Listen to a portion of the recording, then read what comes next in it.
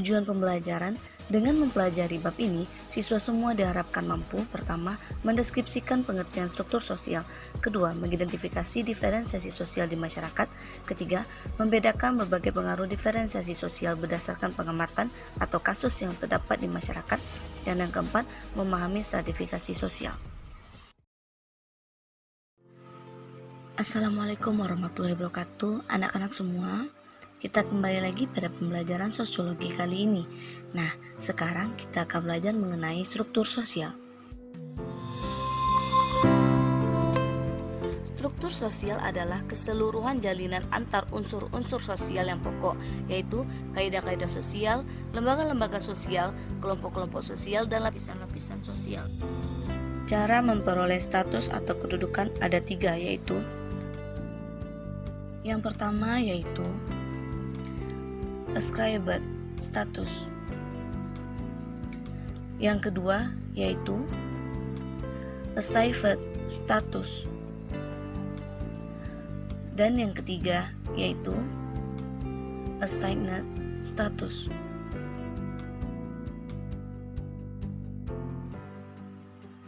Baiklah, yang pertama yaitu ascribed status.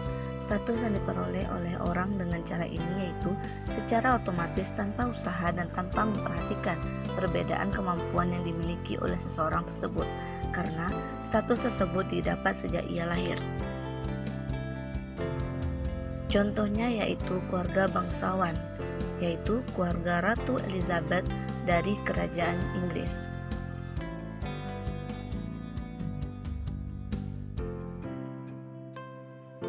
Selanjutnya yang kedua yaitu assigned status. Assigned status yang didapat atau diperoleh seseorang dengan usaha dan disengaja. Dengan usaha seseorang bisa mendapat status atau kedudukan tersebut. Biasanya status ini diperoleh melalui pendidikan. Contohnya, seseorang yang bekerja keras untuk mencapai karirnya, mahasiswa yang akhirnya bisa mencapai gelar sarjana, dan masih banyak contoh lainnya.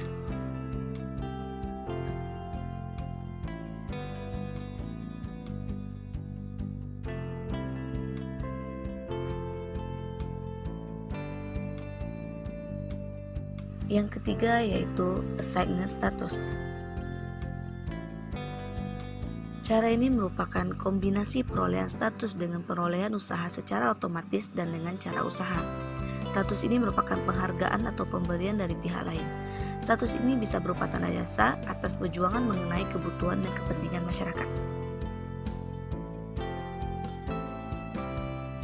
Contohnya, beberapa artis yang mendapatkan penghargaan sebagai aktor dan aktris terbaik, dan juga pemberian tanda sebagai siswa teladan.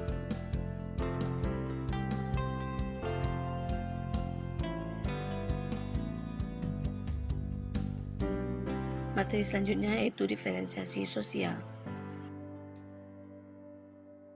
Diferensiasi sosial mengacu pada klasifikasi terhadap perbedaan yang biasanya sama. Adanya perbedaan tidak mengakibatkan tinggi rendahnya posisi atau status seseorang, melainkan hanya menggambarkan keberagaman corak pada suatu masyarakat tertentu. Beberapa bentuk diferensiasi sosial diantaranya adalah: pertama, diferensiasi ras, suku bangsa, klan, agama, profesi, dan jenis kelamin.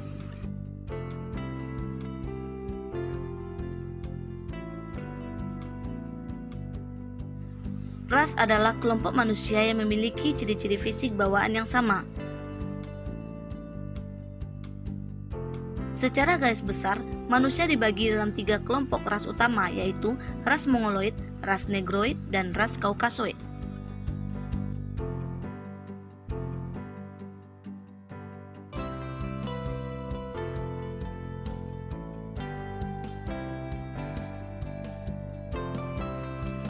Suku bangsa merupakan hasil dari sistem kekerabatan yang dipercaya memiliki ikatan darah dan berasal dari nenek moyang yang sama.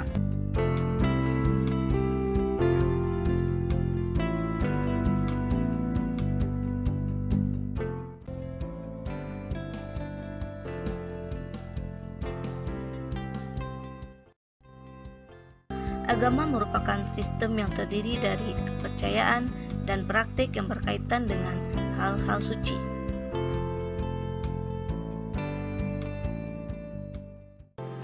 Di Indonesia terdapat beberapa agama seperti Islam, Kristen, Katolik, Hindu, Buddha, Konghucu, dan berbagai aliran kepercayaan lain.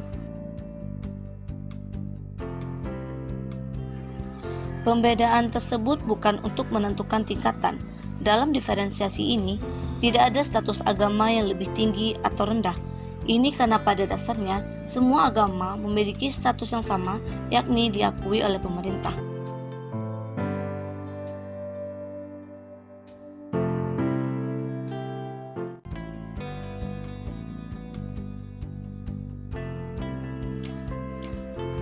Diferensiasi profesi merupakan penggolongan masyarakat berdasarkan profesinya.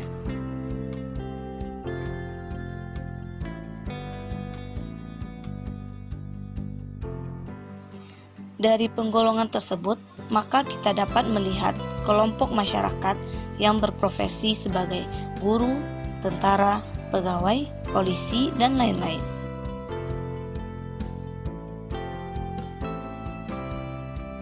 Perbedaan profesi ini akan membawa pengaruh tersendiri terhadap perilaku sosial seseorang di lingkungannya.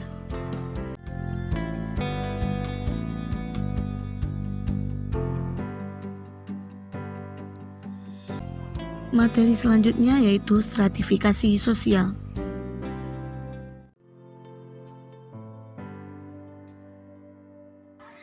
Stratifikasi sosial dapat diartikan sebagai perbedaan posisi sosial individu-individu dalam masyarakat, baik secara sosial budaya, ekonomi, atau politik. Faktor penyebabnya adalah kemampuan atau kepandaian, umur, fisik, jenis kelamin, dan harta benda. Ada yang tahu nggak apa dasar stratifikasi sosial dalam masyarakat?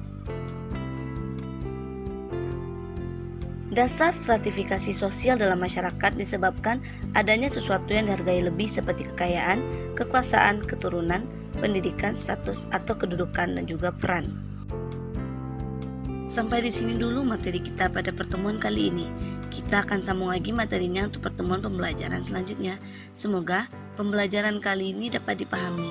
Dan juga jangan lupa untuk tetap menjaga kesehatan. Akhir kata, wassalamualaikum warahmatullahi wabarakatuh.